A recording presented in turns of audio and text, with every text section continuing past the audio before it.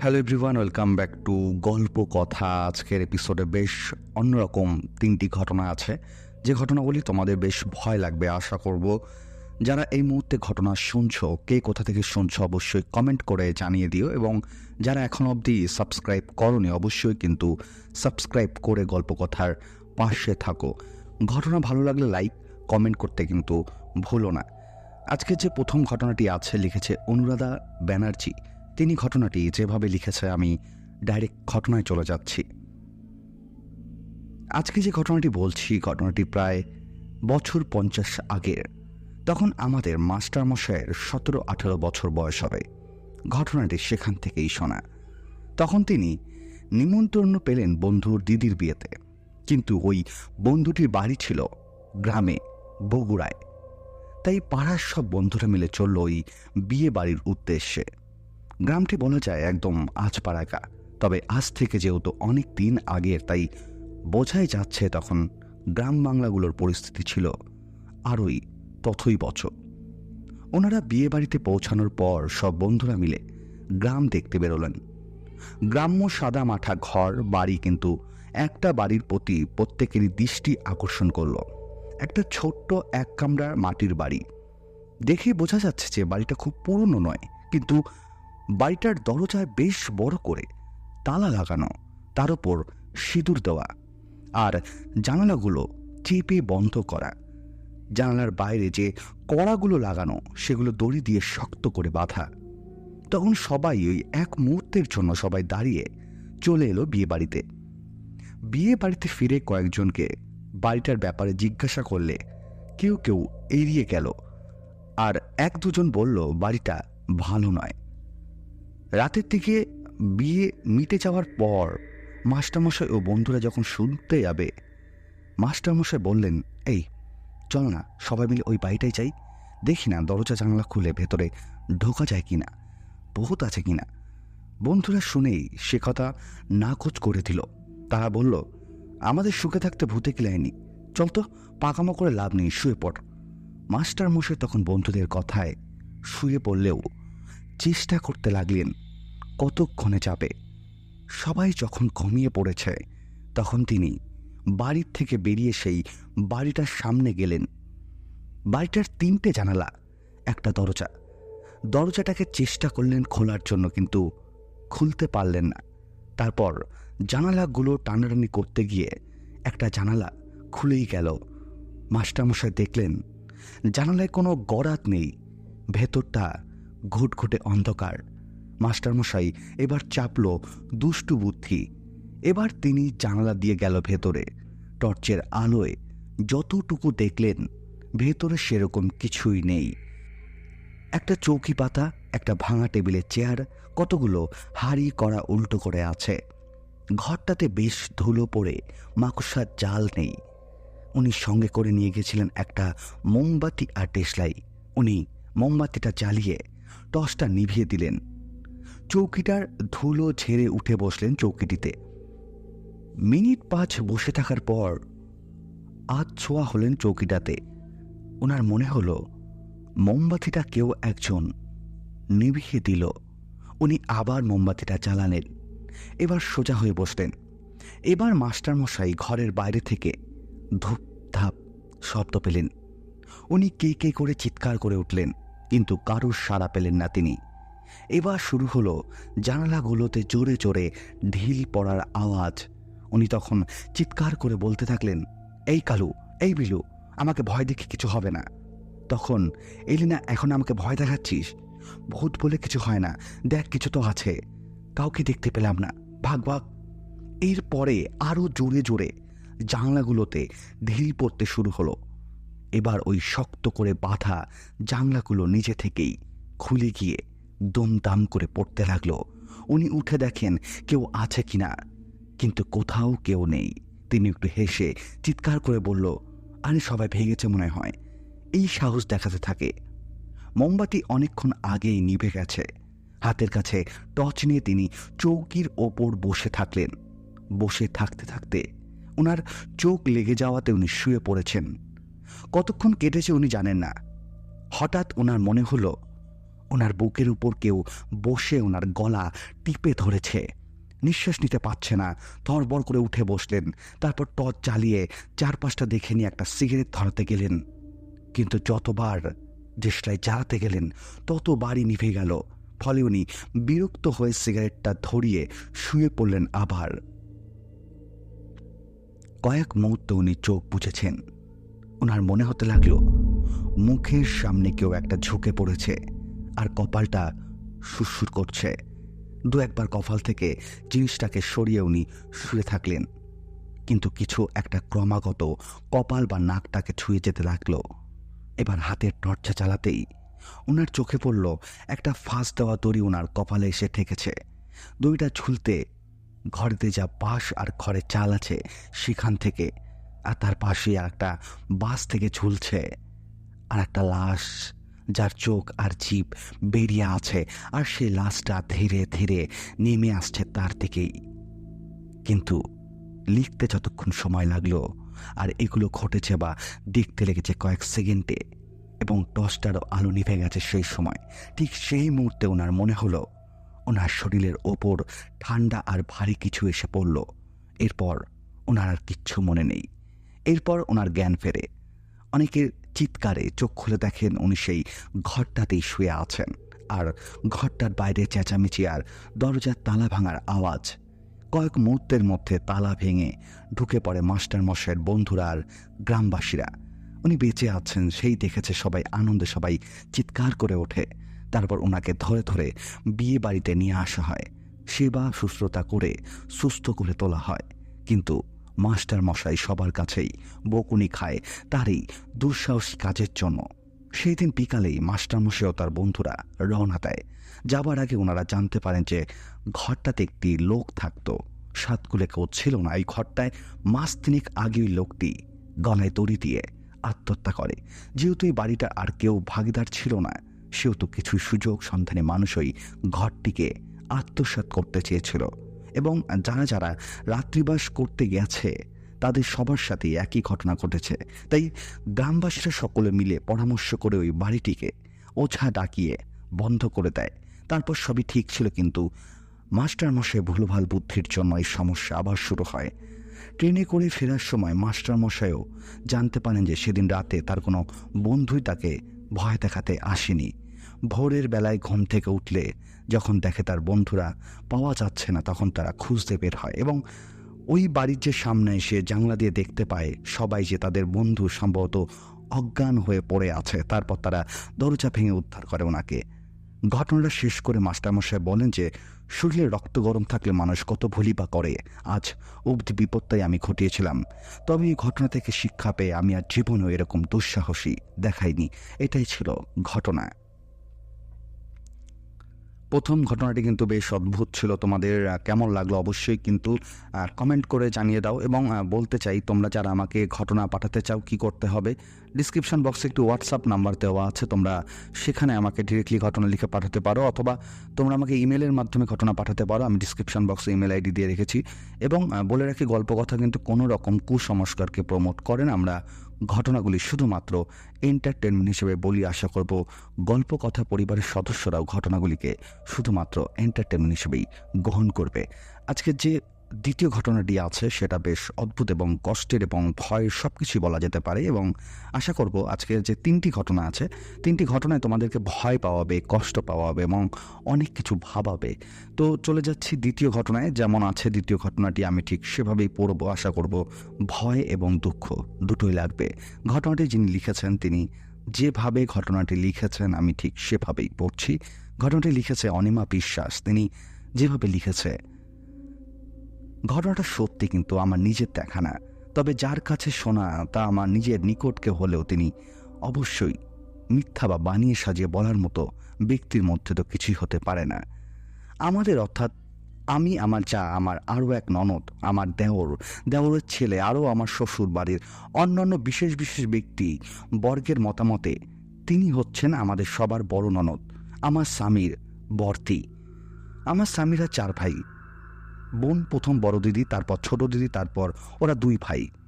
আমার বড় ননদকে আমার শ্বশুর শাশুড়ি বিয়ে দেননি, তিনি সুন্দর, তা ওনাদের বিচারে দিদিকে কিছুতেই বিয়ে দেওয়া সম্ভব নয়।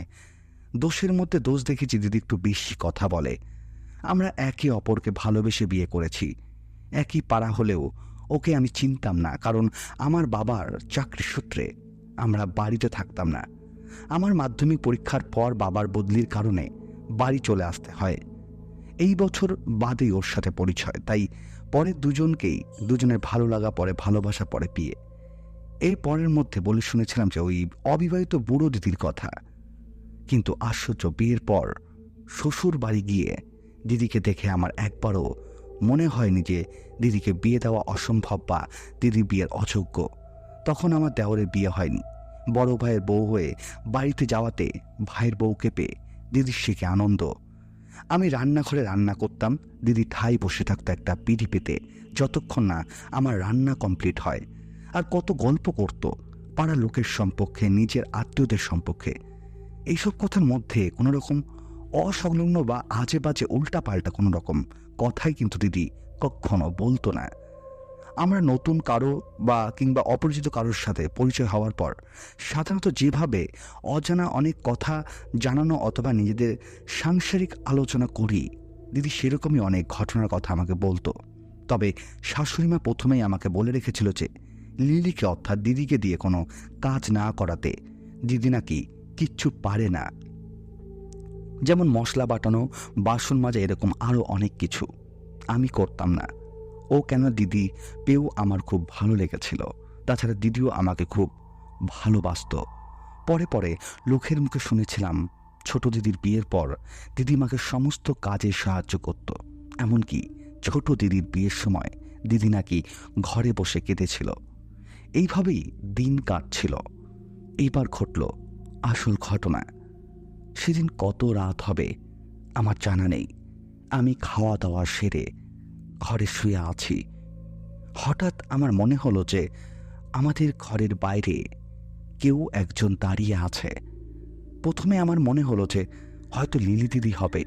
আমি উঠে একবার জানলা দিয়ে ভালো করে দেখার চেষ্টা করলাম, কিন্তু আমি বুঝতে পারলাম না কে দাঁড়িয়ে আছে। তারপর সাহস করে ঘরের বাইরে বেরিয়ে দেখলাম সত্যি সত্যি লিলিদি দাঁড়িয়ে আছে, চুপচাপ একভাবে একদিকে মুখ করে। আমি অনেকবার ডাকার চেষ্টা করি, কিন্তু কোনো রকম আমার দিকে তাকায় না। একটা কথা বলে রাখি যে আমার যে শ্বশুর বাড়িটা ছিল তার পাশে একটি পুকুর ছিল। ওই পুকুরে সচরাচর কেউ স্নান করতে যেত না, পুকুরটা নাকি অভিশপ্ত ছিল।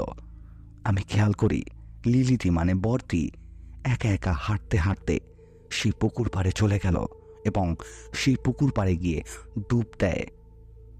প্রায় 3 বার ডুব দেয় এবং চতুর্থবার যখন আমি তাকিয়ে থাকি, হঠাৎ সে আমার দিকে ঘুরে তাকায়।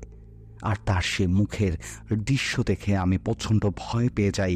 আমার শরীর ঘামতে শুরু করে, আমার শীত দ্বারা পেয়ে একটা ঠান্ডা স্রোত বয়ে যায়। লিলি দিদির মুখটা পুরো রক্তে মাখামাখি, তার চোখগুলো ঘোলাটে সাদা।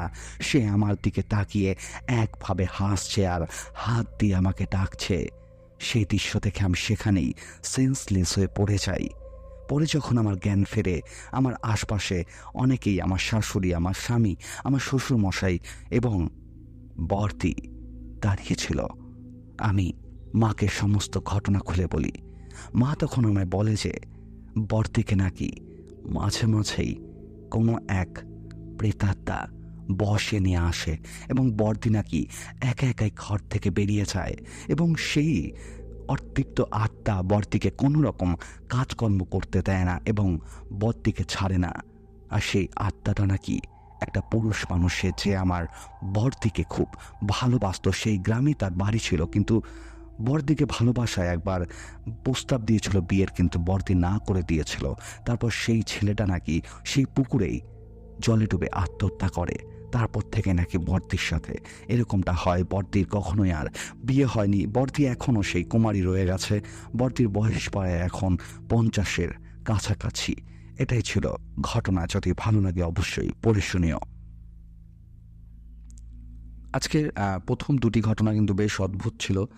তোমাদের কেমন লাগলো অবশ্যই কিন্তু কমেন্ট করে জানিও এবং বলে দিই, গল্পকথার যে ঘটনাগুলো অ্যাকচুয়ালি শোনানো হয় তোমাদেরকে, সেগুলো কিন্তু শুধুমাত্র এন্টারটেনমেন্ট, এবং যাদের জীবনে ঘটনাগুলি ঘটে তারা কিন্তু ঘটনাগুলি যেভাবে লেখে আমি ঘটনাগুলি কিন্তু ঠিক সেভাবেই পড়ি।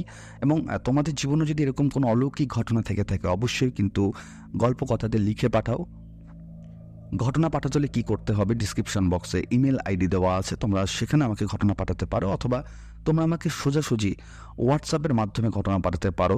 এবং বলে রাখি, গল্পকথা কিন্তু কোনো রকম কুসংস্কারকে প্রমোট করেন, আমরা ঘটনাগুলি শুধুমাত্র এন্টারটেনমেন্ট হিসেবেই বলি। আশা করব আজকের প্রথম দুটি ঘটনায় তোমাদের বেশ অদ্ভুত লেগেছে, এবং আজকের যে লাস্ট ঘটনাটি আছে সেটাও বেশ অদ্ভুত এবং তোমাদের বেশ ভয় লাগবে। ঘটনাটি যেভাবে আছে আমি ঘটনাটি ঠিক সেভাবেই পড়ছি। ঘটনাটা লিখেছে তুর্জয় শাকিল, এবং তিনি ঘটনাটি যেভাবে লিখেছে আমি ঠিক সেভাবেই পড়ছি। ঘটনাটি যেদিন ঘটেছে সেদিন সন্ধ্যার পর থেকেই ভীষণ বৃষ্টি হচ্ছে এবং বজ্রপাত হচ্ছে, বিজলি চমকাচ্ছে ঘন ঘন। গ্রামে একটা প্রবাদ আছে যে আকাশে যখন মেঘ বৃষ্টি ভাসে কই মাছ সব তখন বাড়িতে আসে। এটাই আমাদের গ্রাম অঞ্চলের কথা। এটার মূল অর্থ হলো বৃষ্টি ও বজ্রপাত হলে মাছ ধরার মক্ষম সময়। আমার কাকা অবশ্য এমনিতেই মাছ ধরার ওস্তাদ, এমন মক্ষম সময় নিশ্চিতে হাত ছাড়া করবে না। আমাকে বলল, বৃষ্টি কিছুটা কমলে মাছ ধরতে যাব, তুই ধুলা নিয়ে আমার সাথে যাবি। আমি বললাম, ঠিক আছে কাকা। আমি অবশ্য মাছ তেমন ধরতে পারি না, তবে মাছ ধরাটা ভীষণভাবে উপভোগ করি। বৃষ্টি কমতে কমতে বেশ রাত হয়ে যায়। আমি আর কাকা বেরিয়ে পড়লাম মাছ ধরতে। গ্রামের নির্জন রাস্তা, মাটির রাস্তায় কাদা আর পানির জন্য হাঁটতে কিছুটা কষ্ট হচ্ছে। বৃষ্টি এখন হচ্ছে না, তবে ঠান্ডা বাতাস বইছে। রাস্তার দুপাশে ঝিঝি পোকার ডাক শোনা যাচ্ছে। পাশে গ্রামে বড় একটা বিল আছে, ওখানে যাবে বলে ঠিক করেছে কাকা। পা টিপে টিপে সাবধানে হাঁটছি। প্রায় আধ ঘন্টার পর আমরা বিলের পাশে গিয়ে পৌঁছাই, কিন্তু ভাগ্য আমাদের খারাপই বলতে হয়। বিলের কাছে পৌঁছাতেই জোরে বৃষ্টি শুরু হলো, সেই সাথে একটা বজ্রপাত। কাকা বললেন যে এই বৃষ্টিতে ভিজে লাভ নেই, তার উপর বজ্রপাত হচ্ছে, বৃষ্টি কমে কিনা দেখি, আপাতত এই ঢেড়ায় গিয়ে বসি। কাকা যেটাকে ঢেড়া বললেন সেটা মূলত জেলেদের বিশ্রামাগার, ছনের ছোট ঘর আর কি। দৌড়ে ঘরে গিয়ে ঢুকলাম দুজনেই। ভেতরে হেরিকেন জ্বলছে, একজন লোক ঘরের ভেতরে কাঠের মাচায় বসে আছে। ভালো করে তাকাতে চিনলাম ওনাকে, আমাদের পাশের বাড়ির রঘু দাদা। কাকা তাকে দেখে বলে যে এত রাতে ঝড় বৃষ্টির মধ্যে মাছ ধরতে আসা কি দরকার ছিল?